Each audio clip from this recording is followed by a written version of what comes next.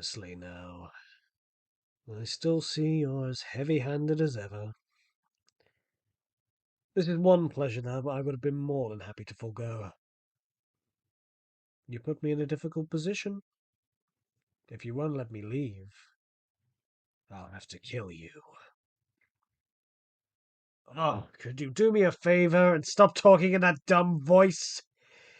It's really incredibly annoying. Can you do something about it? Why don't we have a chat about the past instead? You see, I've had an awful lot of time to think since you locked me up. After all, the only freedom allowed to me after being stuffed inside that skin was the freedom to think. There's only so much you can do. Your mind begins to wander. In the pitch darkness, I thought about all sorts of things. About the nature of the universe. And that's when I realized just how unstable this world is. Yes, the world is covered by a thin skin. What lies beneath it is unclear and ambiguous. Is it made from a soft material? Or is it hard? If not, then perhaps it's made of a liquid. And what proof is there that it's not a hollow cavity? But no one can know what lies beneath the skin without looking under it.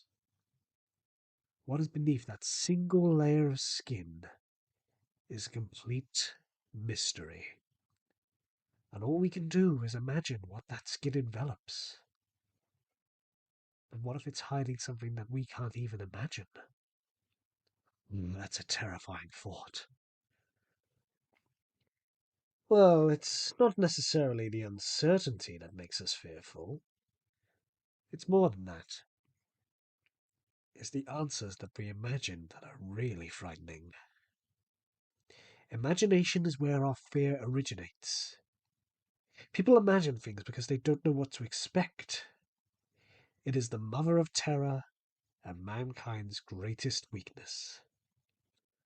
And what you offer is authority and order, which gives humans the illusion of security and peace. But what truly lies under the thin layer of rationality that you attempt to impose on the world?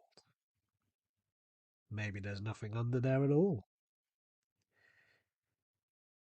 Pain is not an important issue. Pain in the present can be dealt with.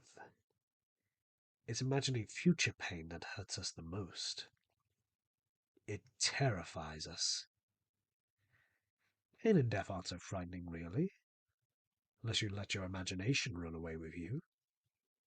People aren't terrified of death. They're terrified of imagining death. My point.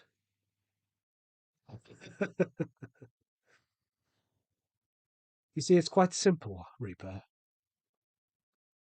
I have decided to not imagine anymore.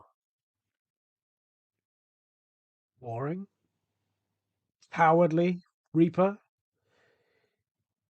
I take issue with you putting it like that. You know, for a Grim Reaper, you're impressively naive. Rules and order cannot hold the anxiety in check. The truth cannot be held by clinging to order coated with rhetoric and lies. Covering up what's inconvenient and putting off the real issues will not hide all the rips in it. You make your followers feel safe by offering them white lies and comforting words. Don't you know that only harms them more? Is providing the illusion of creating peace for people that noble? Have you been listening to a word I've said, old man? What's wrong with surrendering to madness? That's where the true peace is. I'm sorry, Reaper, but I'm plenty strong. And you'll find out soon enough that you're the weak one. Perhaps you should say goodbye to your son. Oh, what? Is it something I said?